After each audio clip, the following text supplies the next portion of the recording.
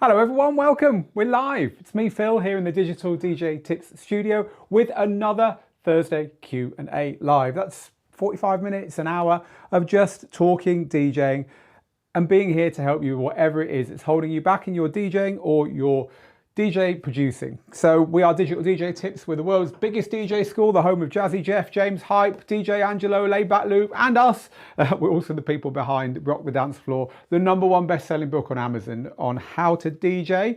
And we do loads of stuff. We've got DJ courses, we've got our YouTube channel, we've got our Facebook page that you might be watching this on. We've also got our website, digitaldjtips.com, but this is our free show that we do every Thursday. There's another one on Tuesday at the same time, by the way, where we talk about a particular topic. So we might pull a controller up like we've got here today and talk about a particular controller or a particular feature or whatever. But this one is open-ended. Just because we've got this controller here today, it doesn't mean that that's what we are going to be talking about. We're going to be talking about literally what it is that you want to talk about. So you might want to talk about, indeed, this nice little Serato DJ Rev 1 controller. You might want to talk about anything we've been talking about on Digital DJ Tips recently. We've just published an article today on protecting your hearing. We've got news on Tractor, which is going to get a drum machine, so it seems. We've got that Tiesto DJ controller that we were playing with in the studio last week. You might want to talk about that. Pioneer has launched some new headphones. We'll actually be covering those. We'll be reviewing those soon. Or we've got beatgridding acapellas. This was another article that we published this week. So look, here's a tip for you. If you don't go to Digital DJ Tips regularly, head there, digitaldjtips.com. There's an awful lot of stuff on that page which is going to be useful to you if you're trying to learn DJing. But more importantly, join us. Only by joining Digital DJ Tips can you get informed about all this stuff. So go to digitaldjtips.com/join, become our latest member. Not only will you get access to all this stuff and told about it every week, but you'll get free training, free tutorials, free mixes and inspiration emailed to you every Tuesday. So can't say fairer than that. Okay, people, that is the introduction. That's who we are. That's why we do this. Now, for the rest of our time together today, it is over to you. Please ask questions. The best place to ask your questions is on Facebook. It's a very simple reason, because if you ask your questions on Facebook, then they will stay there with this recording afterwards. And so we can answer them even if we don't get around to them all live, because it's very difficult to get to them all live. So do that. And also please use the hashtag ask, hashtag ASK, as on this lovely poster made for us by Ivan, one of our students, because that'll help me to filter through and get the questions from all the lovely chat that you guys and girls give to us.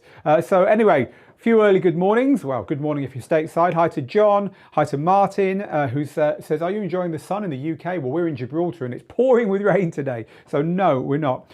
Brooke says, have you got any free courses? I just showed you where to get so much free stuff, Brooke. Head over to digitaldjtips.com and also sign up and get the book. So hello to Marcelo Marquez, boa tarde. Mixmaster G in the Netherlands. Hello, Mixmaster G. Birchie in Wigan. All right, mate. Hello to Rhino and to Papa D, to Paul, lots and lots of you here. Right, Brooke, here's our first proper question. Brooke says, what is the best controller to get after the Pioneer DJ DDJ-SB3? So this is a bigger question. This is really about what is the best controller to get once you've kind of feeling you're starting to outgrow a beginner DJ controller or an entry-level DJ controller. So this is an entry-level DJ controller, the little Pioneer DJ DDJ Rev 1. This is in fact the replacement for the DDJ-SB3 in Pioneer DJ's range. So it's a beginner controller insofar as it doesn't have a lot of the professional features. So you don't get the ability to plug anything else in, like auxiliary inputs or record decks or CDJs. You can't plug microphones in properly and EQ them and all that stuff. There's no onboard effects. It's a 2-channel, very basic. In fact, it is a 4-channel controller. You can control the extra channels on it, but it's a 2 physical mixer channel DJ controller. You plug it into Serato and you've got the basics. You can plug your speakers in and your headphones in and you can DJ with it. So where do you go from this kind of controller? Where do you go from being a beginner with a controller like this? So that is a good question, because what the mistake a lot of people make, and I know why this is, it's because you want to change and you've only got X amount of money. So you think, oh, I paid 250 for this. Maybe if I get a 300 or 350 controller, it'll be really good. The thing is that you're moving sideways if you do that. So this is the recommendation we give all new DJs. Start off with a controller like this one that we've got here today. A nice little basic DJ controller. The reason is you don't know if you're going to stick with DJing, and you don't know what features you really need on a better DJ controller at that stage because you're a beginner. So start off with something like that. Then when it's time to upgrade, save your money and think very hard about what that upgrade will be, because it really isn't worth upgrading to anything that is the same price or a similar price. You're looking at maybe spending 3 or 4 times the money on the next controller, and that one will last you for the rest of your DJing career or until it breaks. It will have all the features in it. You'll be able to use it live. You'll be able to take it to mobile events, to clubs if you want to. It will literally be the controller that lives with you for the rest of your DJing time. So there's no point buying another cheapish controller. So from the DDJ-SB3, because you're a Serato user, you're going to be looking at a bigger Serato controller.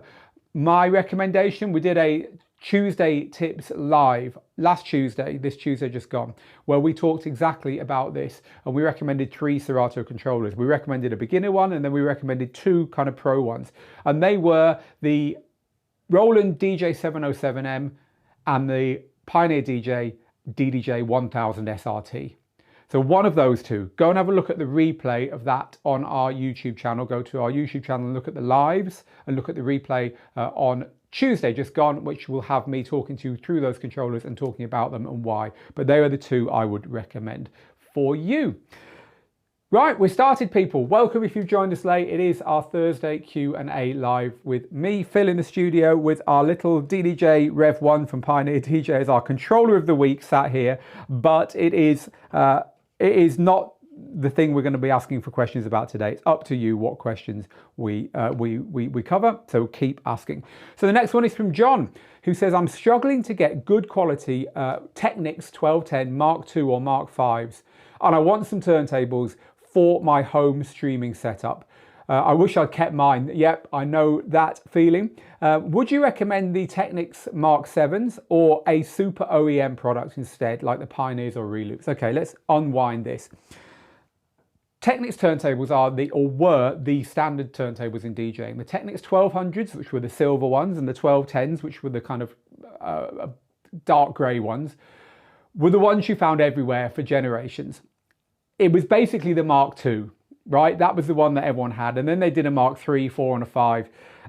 But really it was the Mark II, but the 3, 4 and 5 didn't really change very much from the Mark II. They were rock solid, they weighed a ton, they just did the job.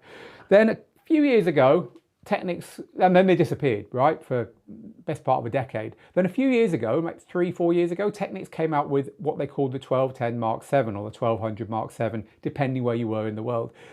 And it was not a good turntable, and I would not recommend it. It cost a lot of money, it is lightweight, it bounces around in DJ booths with all the bass. It's just not worth the cash. They messed up. Don't buy that one. If you can't get a refurbished earlier Technics, then the best ones to go for are what are called the super OEMs. And these are all made in one factory in China, but they're very, very good. And the ones I would recommend are the Reloops. The Reloop RP7000 or 8000. Doesn't really matter if you go for the Mark 1s or Mark 2s. I'm not even sure what number they're up to, but they will all work well. Audio Technica do some great versions as well. Also the Pioneer PLX 1000s are a good buy as well. So any of those, the Reloop 7000 or 8000s or the Pioneer PLX 1000s or the bigger, heavier Audio Technica turntables are all basically really, really good. And if you can't get, or you haven't got Technics that you can refurbish or, you know, dig out and show some love to, that is what I would recommend over buying the Technics Mark 7s. I wish someone from Technics would talk to us and prove otherwise, but they are not good from our tests on them. And that is not only me saying that. Mojax had a real dig at them as well on his channel when they came out for the same reason. They're lightweight, they bounce around. And there's other big names who've spoken to me about it who've got the same kind of opinion of them. So it's not just me. So hope that helps. Right, live questions. What have we got next? Tom, I'm looking to move away from Serato. You're on YouTube, by the way. Hello, Tom. I currently have a DDJ-SR2, but I want to get over to Rekordbox. What would be the best all-in-one controller on the market for home and mobile use with a laptop? the DDJ-800 or the DDJ-1000, depending if you're happy with 2 decks or you really want 4 decks. Simple. There you go. DDJ-1000 or the DDJ-800, the smaller version, if you only want the 2 decks there, Tom. Excuse me. Stan says, I love my Audio-Technica turntables. I've had them for 4 years and I've never had a problem.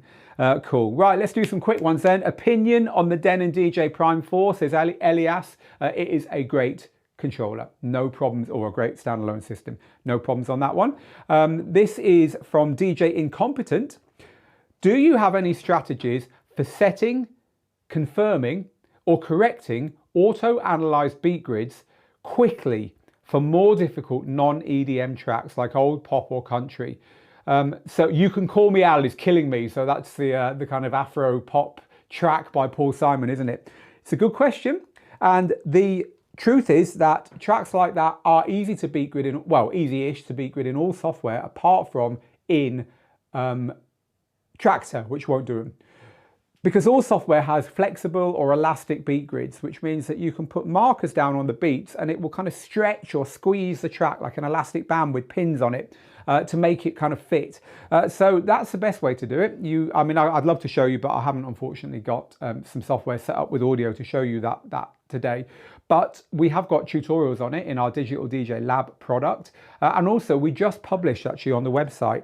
There's all the comments, see? Live, we are live, people. Here we go. So we just published something on beat gridding acapellas, which isn't quite what you're asking for, but this is going to give you some ideas. But more importantly, at the bottom of here, you'll see other articles linked where we've talked about acapellas as well, including, where we've talked about beat grids. Now, another thing you can do is click the little magnifying glass there and type beat gridding or just beat grid into the search bar. This is really, really worth knowing because here you'll find loads and loads of articles that we've covered this question in beforehand. So for instance, your questions, beat gridding and beat matching difficult tunes. Now this is quite an old article, but it hasn't changed very much since this was written, and you'll find lots of people giving you advice underneath. So this is just a general tip. Whatever it is you're stuck on, head to the top of Digital DJ Tips, click the little magnifying glass near the join and courses page and type in a single word or two that are around that subject, and you will find solid gold there to help you.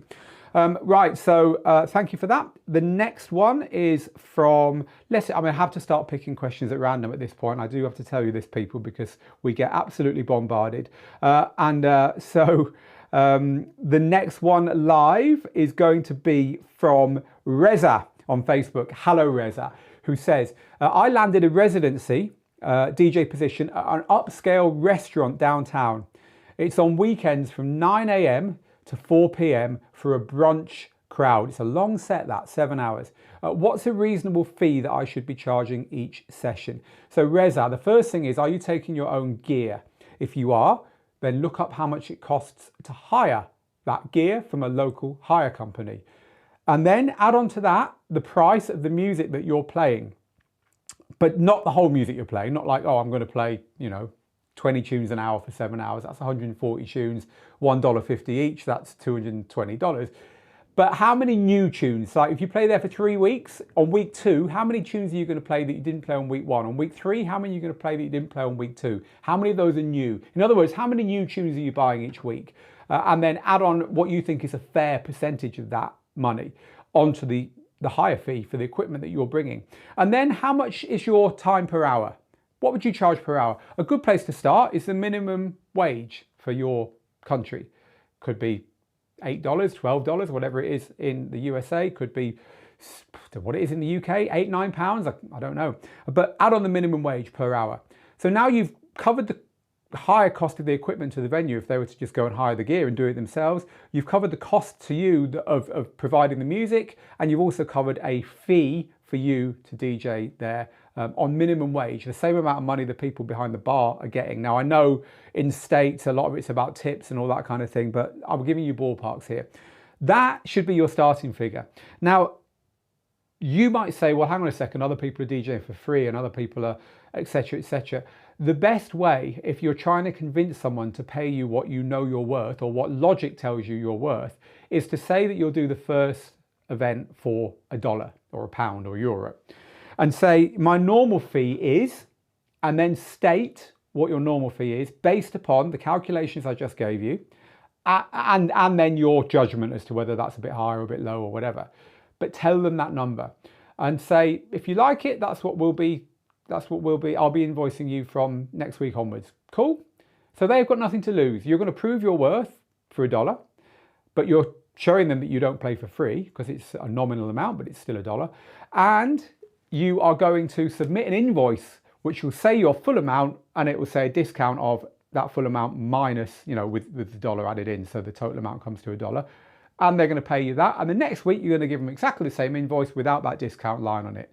And there's no negotiating over fee then. You've proven your worth and you've submitted your invoice if they want you to do it again. And if they don't want you to do it again, well, that's your fault. You've done something wrong, or something out of your hands has caused that you couldn't have done anything about. So that would be my advice to you. You might say, I don't want to play for free, but listen, if you get that gig for 6 months, then you can divide that first fee you didn't get among 26 gigs. And if you keep it for 5 years, you can divide it among 130 gigs or whatever it is, a gig a week. So that's what I would do. Good luck with it. I hope it goes well. Please come back and tell us how that gig went. People, we are live. It's me, Phil, in the Digital DJ Tips studio, answering all your questions. We've got one here, great little beginner controller. We've already been talking about beat gridding difficult tunes, but also there's a load of other stuff that we're talking about in the community at the moment as well. So whatever it is that has got you, oh look, our server seems to be down. How interesting. Oh, it's back. Whatever it is that you're interested in, we've got ways to protect your hearing. We've got new tractor features. What do you think of this, tractor users? You might have a drum machine soon. Wow. Lots and lots of news going on in the DJ world then. So whatever it is you want to chat about, head over to the Facebook comments. They're the best. But also YouTube and Twitch. Hello to people on Twitch, and we will get to you. So let's grab another question from the live questions coming in, of which there are lots and lots and lots as ever. This is from Alan. Hello, Alan, who says, I was looking at purchasing some traditional turntables. Is there a difference in sound quality between using records or MP3 files? I've heard some people saying the bass is warmer on vinyl. Or are FLAC files better than vinyl? Right, let's unpack this. Vinyl or analog versus digital. Digital will give you the music how it really is. Don't crucify me, audiophiles, because what I'm giving here is practical information for DJs. Analog will give you the music how it's always sounded on vinyl, which sounds lovely. It's got a warmth to the bass. It just sounds really nice. There's something about analog that sounds great, and that's why producers have analog plugins that they put on their tracks before they output and master them, so they sound a bit more like someone's playing them on vinyl. Vinyl sounds great, but it has a whole host of downsides. The records are expensive. You can't buy anywhere near everything on record. They scratch, the decks jump. It's very expensive to get the gear, etc., etc., etc. So that's why 99% of DJs nowadays are playing on digital systems. So now the question is, are MP3s better? Now, an MP3 is by its very nature a lossy format. It's been designed to not contain a lot of information that a lossless audio file will contain, but the lossless audio file will be a lot bigger. So they're harder to transfer, they take more time to put on and off your USB drives, you need bigger hard drives to keep them, and so on and so on. MP3s are designed to give you the best of both worlds. A really good sound quality, but it's not perfect, and something that's small, easy to transport. You can have artwork on MP3s, which you can't on certain lossless formats, and so on. So, which is best? I would say for most people, high quality MP3s or AACs, which are Apple's audio files, are great. You know they're high quality, or at least you know they've got the potential to be high quality, because MP3s are 320 kilobits per second and AACs are 256 kilobits per second, which is the equivalent to a 320 MP3. So as long as you've got music bought from a reputable source that is a high quality 320 MP3 or 256 AAC file, to most ears it will sound indistinguishable to the much bigger and often more expensive to buy uncompressed versions or lossless versions, FLAC, WAV, and so on. Does it sound better than vinyl? it sounds different. It's not going to sound the same. Vinyl is also a colored musical format. You're not hearing the music as it was made, but it sounds lovely. I came from vinyl. I still have a very small amount of my vinyl here. It's a difficult one, but I would say, you know, everything is stacked in favor of using digital nowadays. Okay, so let us continue. The next live question is from, and by the way, it's lovely to see you all answering each other's questions in the comments. It's really cool that happens. We really like this. It always happens as we move on in our lives that you answer each other's questions, which is awesome. Apparently we went off air for 10 seconds there, and that's probably why I couldn't load our website. My website wasn't working, but by the beauty of live streaming, everything's smoothed out and we're back. Thank you, team, for letting me know that. Right, so will there be, asks Ricky, a Pioneer controller that will be better than the Denon DJ Prime 4? A Pioneer controller that has streaming standalone capabilities. I have no idea on that, but I wouldn't hold your breath, is my educated guess. The next of our live questions is a great one. On Twitch, hello Twitch person, it's Tilt Error. Is the Mixtrack Pro 1 still good in 2022? I found it almost new for 40 euros. Should I go for it? The Mixtrack Pros are a great series of controller. I think down here somewhere, I've got the current one. Here it is. This is the current Mixtrack. This is the Mixtrack. They've now reached Mixtrack Platinum, and this is the Platinum FX. It's a really nice controller. And this is basically the Mixtrack version 4 that I've got here. Now, these ones are a lot better than the Mark 1s. But that said, the Mark 1 is still a great controller, and for $40, you're onto a complete winner there. I would grab it, especially at these times, because let's be honest, it's hard to get any DJ controllers nowadays. So I would say go get it. But that said, there's a lot of features which are better on the more modern ones, like this. This is the, as I said, the Mixtrack Platinum FX. You get in-screen jog wheels, you get paddle effects, nice big filter buttons, the pads have been improved. It would be a good thing, wouldn't it, if we could jump over to a browser and just look at the Mixtrack 1, and let's just see how far they've come since the beginning. So let's just pull up a picture of the Numark Mixtrack 1 and have a look at it together. I'm doing that now. I'm opening a picture of it now on my browser. Here we go. This then, people, is the Mixtrack 1. Now, actually, I'm looking at it now and I'm remembering it very, very well. It's not a bad controller at all. You've got good control over Serato's effects up here at the top. My mouse pointer's tiny, but up here at the top, you've got good control of Serato's effects. Probably better control than you get on the new ones, but it's easier to use the new ones. You've got really nice jog wheels. These jog wheels are really, really good. They always were, and they still are. This third fader is actually the master volume, I think, if I remember rightly. So it's still only a 2-channel mixer. I guess the one thing that you're missing is the hot cues. You've got the kind of cue button there, but if I remember rightly, they are not. There's not hot cues on there. So that would be the thing that you're missing out on here. And you might have to map controls on your laptop to do that, but it's not. In fact, they're already mapped. So people think, oh, my controller's not got everything I need on it, but it doesn't really matter because the controls are all on the laptop anyway. All the hot cues, all the loops. So if your laptop's sat there, it's not hard to remember what buttons they are. And in all honesty, you can DJ on all software nowadays just from the laptop. You don't need a controller. How crazy is that? So I'd say for $40, buy it. If it still works, it's going to be great fun. Yeah, it's curious that there were no hot cues at all. I'd forgotten that. Ours got flood damaged years ago, or we'd still have one here. Some of my team on the call will remember the flood damage and the running around trying to sort it all out. We had stuff drying out all over the garden in Digital DJ Tips HQ land, which was quite something actually, thinking back. Anyway, less of the reminiscing, more of the bang up to date. This is from Rubix, who says RX3 or XZ. I've been struggling to decide between the next gen or go with the more complete but outdated one. This is a great question. Pioneer DJ has launched the XDJ-RX3, which is a really, really nice standalone 2-channel DJ setup that you can work with a USB drive. You don't need a laptop. It follows on from the hugely successful RX and RX2, and it is a really nice unit. It has one flaw which I could not live with in this day and age in 2022, which is it doesn't have key shift. So you cannot say, I would like to play this track a semitone higher or half a semitone lower by pressing a button.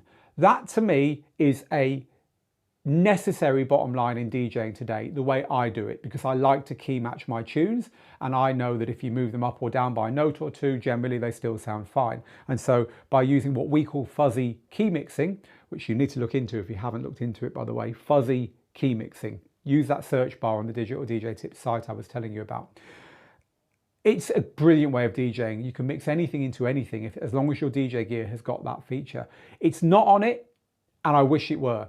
It is on all the Denon DJ standalone stuff, Prime Go, Prime 2, Prime 4, for instance, and it's even on the little Numark standalone unit. Shall we have a look at the Numark unit? Shall I run over to the corner and grab it? Off camera here, we have our controller cave. It's full of controllers. It's a fun place to be.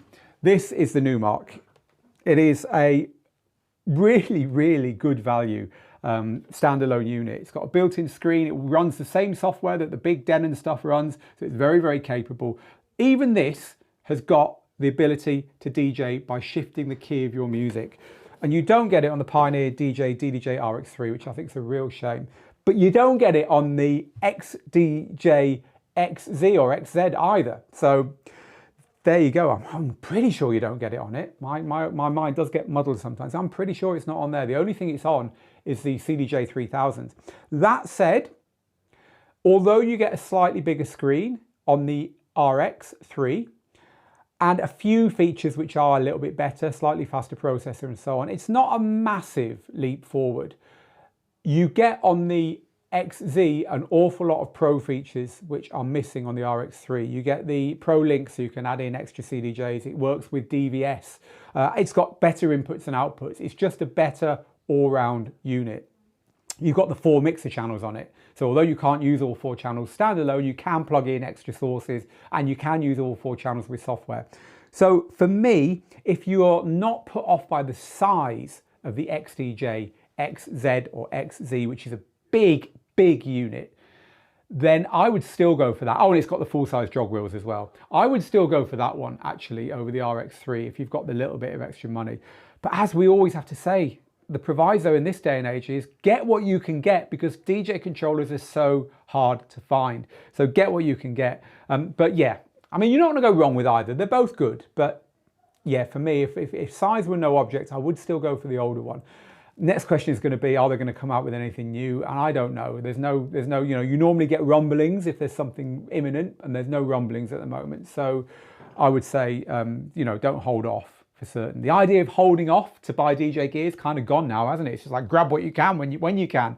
So I hope that helped.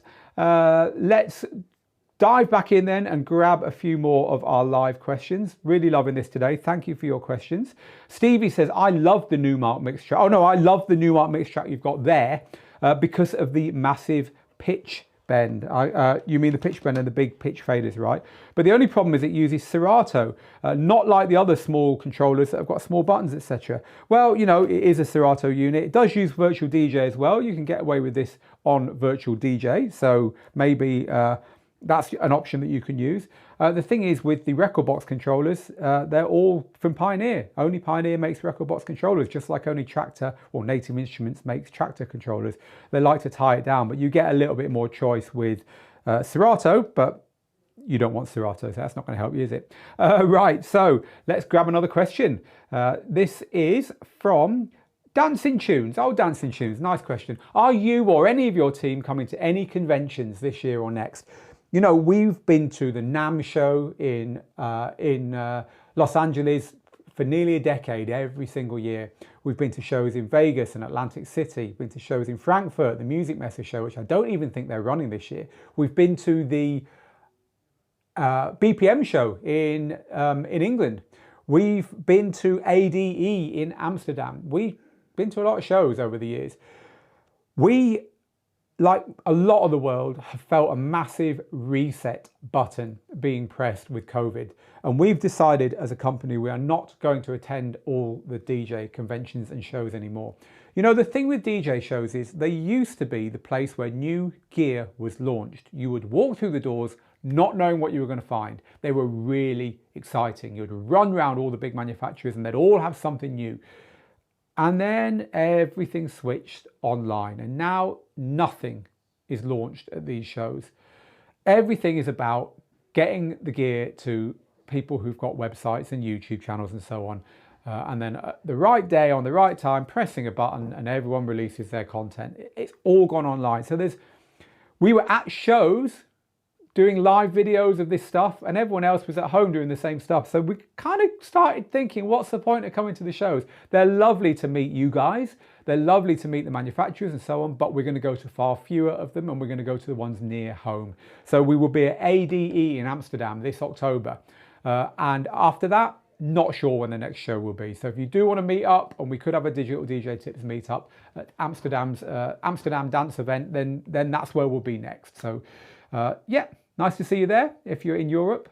That's assuming it happens. Who knows the way the world is today, but that's what we're going to be. That's what we're going to be going to next. Okay, so this is You Don't Like My Music says, who else hates proprietary technology?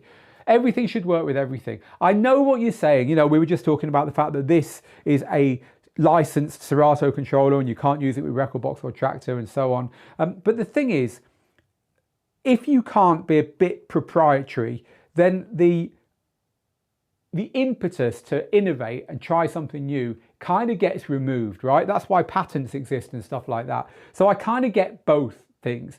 When technology is new, I think it's a good thing that people feel the need that people feel it's okay to build it into their systems and not let anyone else in, because hey, it's new and they've spent a lot of time and money on research and development. But as stuff matures, it's nice to see it go generic, if you like. And I just think that's the way it is. It's the way of capitalism. It's the way of product design.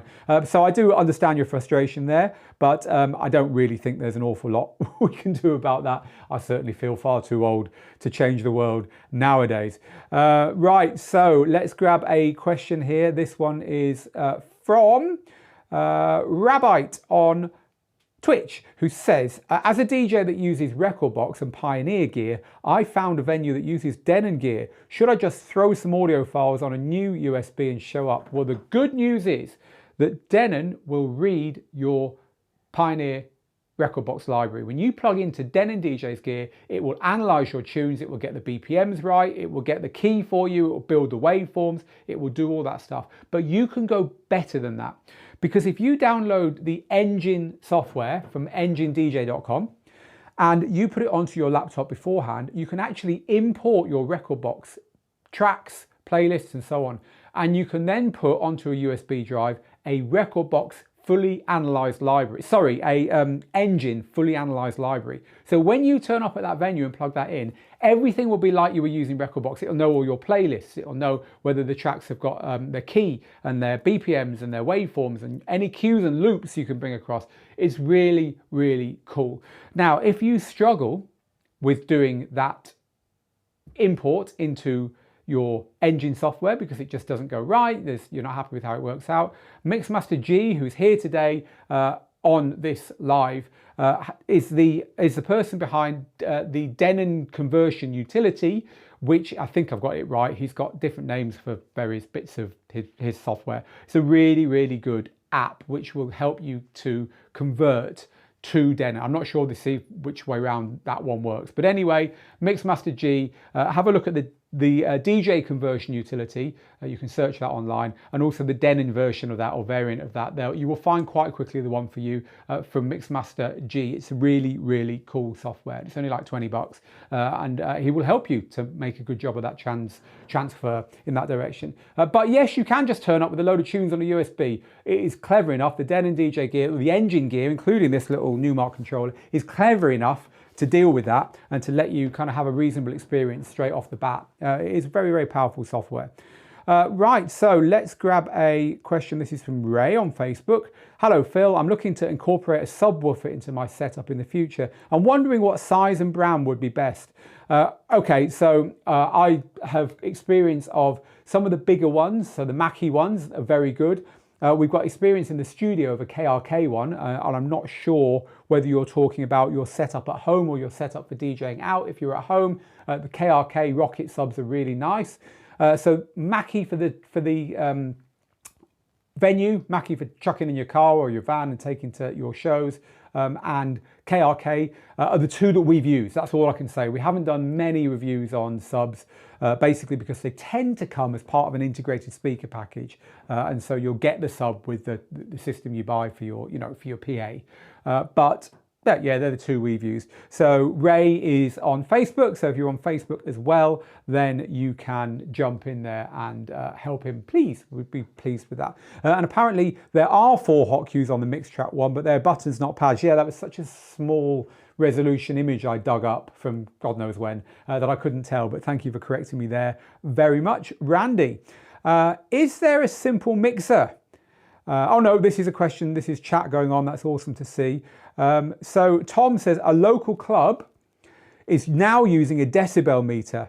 It's okay for the new kids, but no one else is hanging around as it's not loud enough. Is this starting to trend in small clubs around the UK and beyond? No, I don't think so. Clubs compete with each other. If the music's not loud enough, everyone's going to go somewhere else. So they'll soon drop the decibel meter. It's more likely that it's a licensing requirement for that club to have its license. Decibel meters are both a blessing and a curse, but they're mainly a curse, to be quite honest with you, because if you're not careful and a club's got a built-in audio limiter, then you accidentally play a bit loud and the audio goes off on the dance floor for a bit, and that's not good. So you can actually get them for your phone. We did an article on Digital DJ Tips recently where we looked at the way you can figure this out for yourself. So if you want to make sure you're not going to fall foul of any decibel meter that's going on in your venue, you can buy little decibel meters. Here's a picture of one here, which will allow you to measure the volume in any given venue, but you can also get them for your phone. Get little apps for your phone as well. There's a little video where we talk about this over there, so if you're interested, head over to Digital DJ Tips and search for SPL, and you will find that article. But of course, another reason why keeping the volume reasonable in venues is this one, because you don't want to hurt your ears, and if you're DJing 5 nights a week, the people who are there on a Saturday night might wake up with ringing ears every now and then, but you're there 5 nights a week. So do think about protecting your hearing. And there's lots of things in this article which will help you to do that. Lots of suggestions from the coalface, if you like. We don't want you losing your hearing or in later life having tinnitus because you did something silly now. Right, okay, let's grab a question here from Norman, who says, here's a tech question. That's all right, Norman, we do tech. Can you please explain how to bring out the microphone when you're doing a live stream from a controller, like a DDJ-800 or a DDJ-SX, and listening to both music and voice while streaming? The easiest way, if you're live streaming your music and you want to incorporate your microphone so your live stream audience can hear it, the easiest way is to plug the microphone into your DJ controller. All DJ controllers, even little ones like this, have got a microphone in socket. The problem with that is that if you are streaming the music from your laptop, so this is a Serato controller, so let's assume that we've got our controller plugged into our laptop. The music is going down this here. Yes, it's coming out of here to your speakers, great, but it's also going down here. So smart DJs figure out that if you've got OBS running on your laptop as well as your DJ software, you can click go live in OBS and you can use any old camera focused on this, And then you can also hijack the music from this cable and feed that into your OBS broadcast software. And that will give you really good quality music going out on your live stream without the need for an audio interface plugged into the back or whatever. The problem with that is that the microphone you've got plugged in here as well will not head up that cable to your computer. It's just wired with literally a couple of bits of wire and some solder straight from there to the output, so that people listening on speakers, like where you are DJing, will hear your voice, but it won't go to the computer and therefore it won't go out to the audience. So there are two ways around that. The first way is to, instead of feeding the signal up your cable to your computer, is to get a little audio interface, something like this. This is a iRig Stream audio interface. Let's get that in focus for you. These little audio interfaces will plug from the output of your DJ controller into your computer via a cable that comes with it. And this audio interface will take what's coming from the output of the computer and feed it into your, the output of the controller and feed it into your computer. And that means it's also got your microphone on it, that signal. So that's really cool, because then you can feed that into your software and you can live stream that out there. So that's the first way. Get yourself a little audio interface. That's an iRig Stream. It's a good solution for doing that. Useful for lots of other things as well. But the other way of doing it is to get yourself a microphone that plugs into your computer directly. So there's lots of microphones that do that. I don't think I've got one here at the moment. I haven't. It's basically a microphone with a USB cable on the end of it. There's one plugged in over there, but I'm not going to go over there and try and unplug the thing. Now, these microphones are pretty cool because they don't need an audio interface to go straight into your computer. They plug into your computer's USB socket, one of the USB sockets on your computer. And that is then also available to your streaming software. So in your streaming software, then you say, okay, I want two audio sources here. I want this mic and I want the music that's coming from the computer. And that way you don't need to have an audio interface. So you're going to need to buy something, a USB mic or an audio interface to make that work. But once you've done that, it is possible to make sure that your audio is also including your microphone. One of the things some DJs like to do is record their set without the microphone, so you can upload it to SoundCloud or Mixcloud afterwards without you kind of like giving shout outs and so on. And you can often do that by hitting record in your DJ software, which again will record just the music because it's not receiving the mic signal, whereas your microphone is being broadcast because you're doing one of those two things I said. We do take questions, and I hope that was useful to you. Thank you for the question, Norman. Right, we're going to do one or two more. This is our first of our last couple of questions. This is from Marten Sion. Hello, Sion, who says, I'm producing music, but I'm now looking into DJing to perform live. I'm probably going to buy a Traktor S2 Mark III to get started. Is there anything else I need to get aside from a controller? You need headphones, but you probably already got those. And you need speakers because your controller won't play through your laptop speakers. You need extra speakers, but you've probably got both of those things already. If you're playing live, please get a flight case for your controller and look after it. You can get covers as well, just to look after its knobs and buttons. Don't want you hurting them.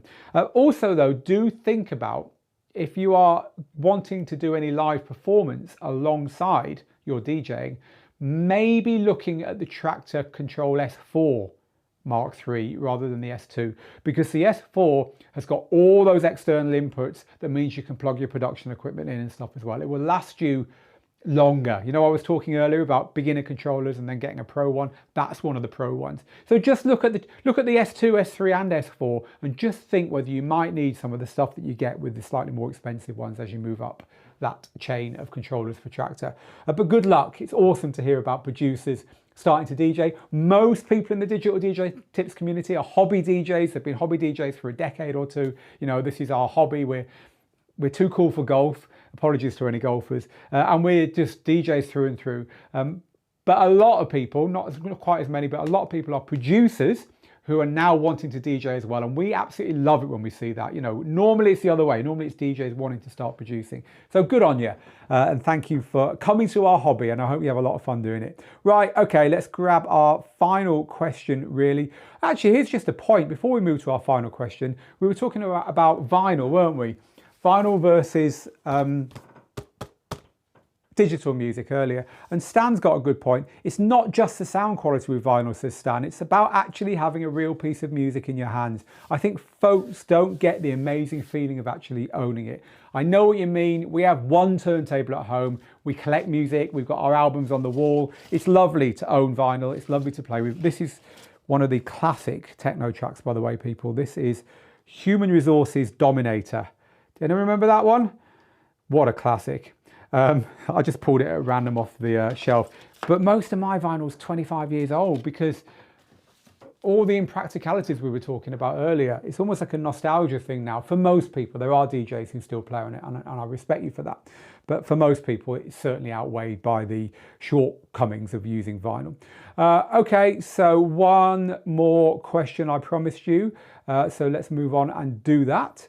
I always like to try and pick a good one at the end. Lots of you say I'm also a producer who likes to perform stuff. That's why I DJ. Yeah, you get to play your own stuff, so thank you for that. So our final question then is from, I'm not going to answer that one about audiophile DJing because actually I will. Here's a question. This is from Carol. This isn't our final one. This is an extra one. Carol says, is there any solution to do digital audiophile DJ setup? I mean, high-res audio files, 24-bit, 96 kilohertz and above. Also, do high-end DACs, a DAC is a digital to analog converter, really do? I might upgrade do they really upgrade your sound quality compared to DJ controllers? Buy a good DJ controller and that will sound good enough. The point is that when you're DJing, there's so much after the music's left the back of your controller that you can't control. It's not worth trying to DJ in 96 kilohertz, 24-bit resolution when you're DJing to a packed nightclub with speakers that have been blasted out every night for the last 5 years. Half of them are blown. The club's full of people shouting and jumping around. You know, there's no place in that club where you can hear perfect music coming from all the speakers anyway, because there's people in the way, there's background noise. There's so much else that means there's no point going to that standard when you are DJing in clubs. Now, there are great sound systems, and it is definitely worth DJing with very high quality music files. We were talking earlier about high quality MP3s or AACs, or the next step up, lossless files. And also there is a step up in audio quality as you move up through the DJ gear that's available. For instance, the Pioneer DJ CDJ-3000s have got excellent quality, which is better than the quality you will get on a beginner controller, right? But the beginner controllers are still very good. So my answer to your question in short, no, it's just not worth doing that for DJing. It is, the changes and the gains are so small that I would wager that they're utterly unnoticeable. Our final question, this is, and of course, when I ask for questions, everyone's just chatting. And I love to see you chatting, but it doesn't help me when I'm looking for a question to end off our chat with. So let's pick one more then. I'm going to look. I always want to get a good one. I always want to pick a good one. So this is actually, this is one that I'm going to get you to help Alexis with. This is our final question. Who says, can you hook up a Samsung Note 8 to a DJ controller using a Bluetooth adapter? So there is DJ software on Android devices. The DJ Pro software from Algorithm does run on Android devices, but you can't really use Bluetooth on any devices because of an audio lag. Bluetooth has a built-in latency or lag, which means that wherever you're trying to use it, when you're DJing, it's a no-go. You need a wired connection to any device that's running DJ software to get that audio out of there so that your headphones are hearing it when it's really happening and the speakers are playing it when it's really happening. Because think about it, if I'm DJing on here and the music coming out the back is like, let's just go to an extreme, 1 second behind what's actually happening, I'm going to press the pause button and this is going to pause 1 second later. I'll press pause and nothing will happen for a second. So it will throw you off completely. And then imagine trying to beat mix. You've got this track playing, you're listening to it in your headphones, and you start this one playing, and it's on the beat, except it isn't because it's a second behind. It's a complete no-go DJing with Bluetooth. There are wireless technologies that you can DJ with. there are wireless technologies from companies like III, and we've reviewed their wireless headphones, which are very, very good. They're not zero latency, but they're very low, like 15, 20 milliseconds, which is indistinguishable from immediate. And there's also wireless technology that lets you plug in speakers without a wire, which can be really useful if you've got speakers all over a venue, you're a mobile DJ, for instance, and you don't want to run long cables across rooms and take them down. Again, you can get that technology from companies that get the actual time that that signal takes down to about 15, 16 milliseconds, which is indistinguishable. And indeed, speakers by Soundbox, we've reviewed the Soundbox 3 speakers before, have got that technology built in. And also you can buy boxes, and we're going to be reviewing some soon that will do the same thing. So for all those purposes, DJing without wires, you can do it, but Bluetooth isn't the way to go. There's only one thing that you can do over Bluetooth, and that is carry MIDI information, because MIDI is such a small amount of information. Bluetooth does it pretty much instantly. And so there are controllers out there. We reviewed one recently on the site, the little controller that Tiesto's put his name to, called the Next Beat. It's all right. I wouldn't recommend it to you guys and girls. You're too, I seem to have lost our connection to the computer there. Yeah, that seems to have gone. Doesn't know whether it's there or not. It's flashing in and out. Right, well anyway, we've got an article on this Tiesto controller, so head over to digitaldjtips.com, have a look at it there. But it's got a very clever little thing, which is the ability to have like an iPad running DJ software and control that iPad from the controller in real time without a wire. But you still got a wire plugged in for the audio. So even they have realized you can't do audio over Bluetooth. Right, we are done here today, folks. Thank you so much for being with us. It's been great fun to present this to you. I hope you've enjoyed it. But meanwhile, from me, Phil, here in the Digital DJ Tips studio, until next Tuesday when we're doing our Tuesday Tips Live, I want to say, get good, get out there, make the moments, and we'll see you again very soon. Have a great weekend. Till next time, bye-bye.